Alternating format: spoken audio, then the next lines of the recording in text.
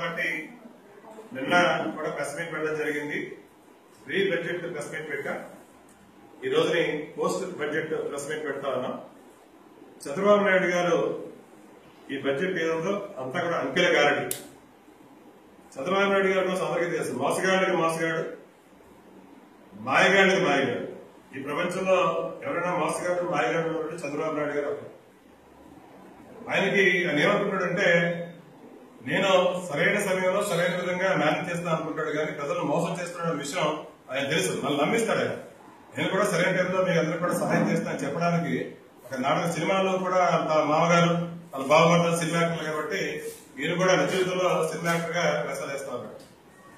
1,00,000 కోట్లు సుమారుగా 99,000 కోట్లు మనకి ఇన్కమ్ వస్తుందని చెప్తే ఈ రోజు 1,56,666 కోట్లు బడ్జెట్ పెట్టారు. నిరుద్యోగ వృత్తి ఇవ్వాలి ఇస్తామని చెప్పారు మేనిఫెస్టోలో పెట్టి 3 సంవత్సరాలు గడిచిపోయింది. 3 బడ్జెట్లు అయిపోయినాయి. 4వ బడ్జెట్కి వస్తేప్పటికి ప్రజలు తిరగబడుతున్నారు, ఎలక్షన్ దగ్గరికి వచ్చేస్తున్నాయని తెలిసి 500 కోట్లు నిరుద్యోగ వృత్తిగా పెట్టారు. మన తాలూకు ఇండియాలో సర్వే ప్రకారం చూస్తే సుమారుగా 25 లక్షల మంది నిరుద్యోగులు ఉన్నారు.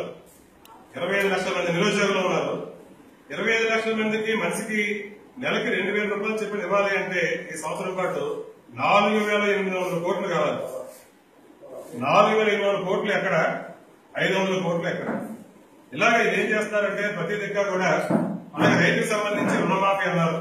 ముందేమో 87,000 కోట్లు అన్నారు, తర్వాత 24,000 కోట్లు అన్నారు, మనకేమో 10,000 కోట్లు ఇచ్చారు. ఈ రోజు చూస్తే 10,000 కోట్లు ఇచ్చారు. ఈ విధంగా కూడా రైతుల యొక్క నడ్డి విడిచేస్తా ఉన్నారు చంద్రబాబు నాయుడు గారిని మీకు తెలియజేస్తాను. కారణం ఏంటంటే ఈ 4 ఏళ్ళకి 16,000 కోట్లు అయింది రైతుల రుణం మీద. వీళ్ళు ఇచ్చిన డబ్బులు 10,000 కోట్లు ఇచ్చారు అంటే వడ్డీ కింద కూడా సరిపోవడం లేదు వాళ్ళు ఇచ్చింది. ఈ విధంగా యువతను గాని, లేదు బీసీలను గాని, ఎస్టీలను గాని, ఎస్సీలను గాని, మైనార్టీలను గాని, రైతులను గాని శుభ్రంగా సర్వనాశనం చేసేసి చక్కగా స్కాములు చేసుకుంటారు. అందరూ కూడా 1,000 కోట్లు బ్యాంకుల నుంచి దోచేసి అవన్నీ అడ్డొట్టేసి మినిస్టర్లుగా హ్యాపీగా చలామణి అవుతారన్నారు. అలాగే భూములను ఆక్రమించుకుంటారు. కూలింగ్ అనే సిస్టమ్ తీసుకొచ్చి 1,00,000 కోట్లు స్కాములు చేస్తారు. ఇది చంద్రబాబు నాయుడు గారి తాలూకా బడ్జెట్. ఈ బడ్జెట్ అంతా కూడా కంప్లీట్ గా అంకెల్ గారి తప్ప ఇందులో ఏమీ లేదని మేము తెలియజేస్తాము.